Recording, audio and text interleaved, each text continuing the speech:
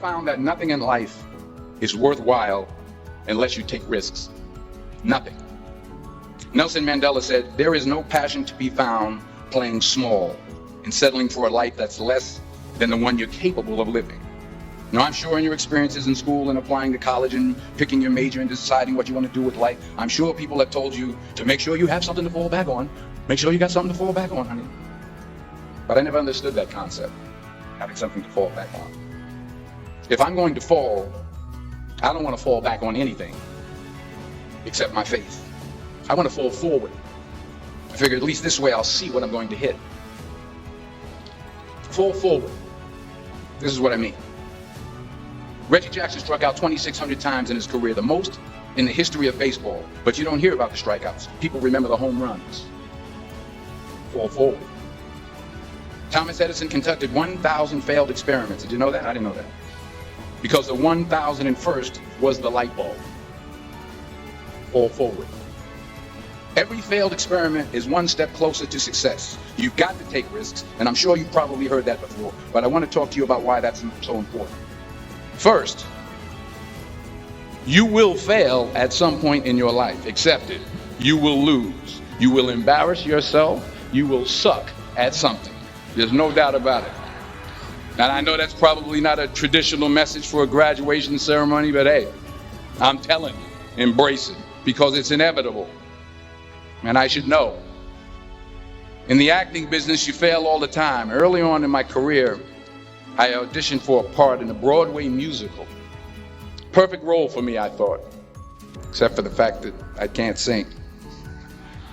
So I'm in the wings, I'm about to go on stage, but the guy in front of me, he's singing like Pavarotti. He's just, and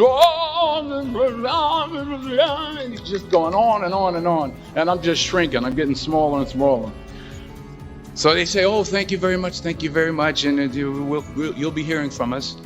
So I come out with my little sheet music, and it was Just My Imagination by the Temptations. That's what I came up with. So I hand it to the accompanist, and she looks at it and looks at me and looks out at the director and was like, all right.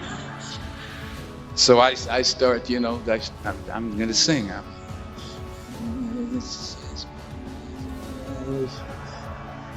Once again, coming away with me. And I'm not saying anything, so I'm thinking I'm getting better. So I start getting into it.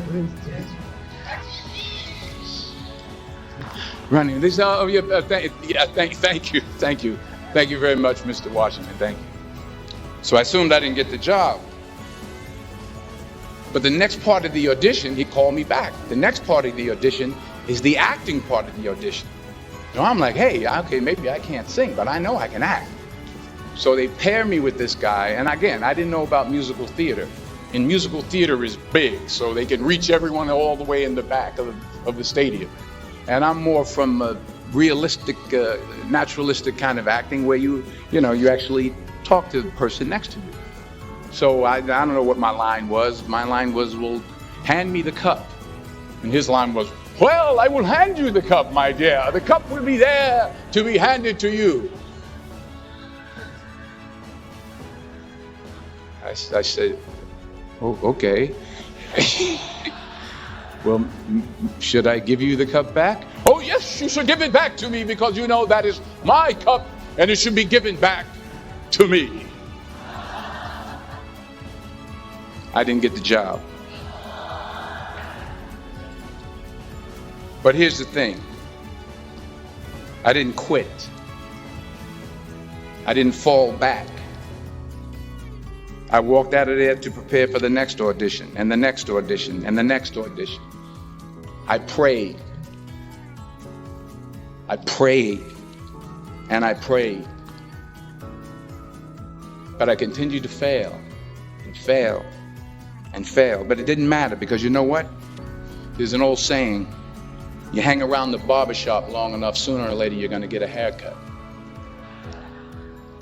So you will catch a break, and I did catch a break. Last year, I did a play called Fences on Broadway. So someone talked about it. won the Tony Award. And I didn't have to sing, by the way.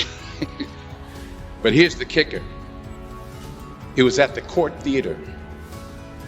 It was at the same theater that I failed that first audition 30 years prior. The point is, every graduate here today has the training and the talent to succeed. But do you have the guts to fail? Here's my second point about failure. If you don't fail, you're not even trying. I'll say it again. If you don't fail, you're not even trying. My wife told me this great expression. To get something you never had, you have to do something you never did. Les Brown's a motivational speaker. He made an analogy about this. He says, imagine you're on your deathbed, and standing around your deathbed are the ghosts representing your unfulfilled potential. The ghost of the ideas you never acted on. The ghost of the talents you didn't use. And they're standing around your bed, angry, disappointed, and upset. They say, we came to you because you could have brought us to life, they say. And now we have to go to the grave together. So I ask you today, how many ghosts are going to be around your bed when your time comes? You've invested a lot in your education, and people have invested in you. And let me tell you, the world needs your talents. Man, does it ever. I just got back from Africa like 2 days ago, so if I'm rambling on, it's because I'm jet lagged. I just got back from South Africa. It's a beautiful country, but there are places there with terrible poverty that need help. And Africa is just the tip of the iceberg. The Middle East needs your help. Japan needs your help. Alabama needs your help. Tennessee needs your help. Louisiana needs your help. Philadelphia needs your help. The world needs a lot, and we need it from you. We really do. We need it from you young people. I mean, I'm not speaking for the rest of us up here, but I know I'm getting a little grayer. We need it from you, the young people, because remember this. So you got to get out there. You got to give it everything you got, whether it's your time, your talent, your prayers, or your treasures. Because remember this, you will never see a U-Haul behind a hearse. You can't take it with you. The Egyptians tried it, and all they got was robbed. So the question is, what are you going to do with what you have? I'm not talking about how much you have. Some of you are business majors. Some of you are theologians, nurses, sociologists. Some of you have money. Some of you have patience. Some of you have kindness. Some of you have love. Some of you have the gift of long suffering. Whatever it is, whatever your gift is, what are you going to do with what you have? All right, now here's my last point about failure. Sometimes it's the best way to figure out where you're going. Your life will never be a straight path. I began at Fordham University as a pre-med student.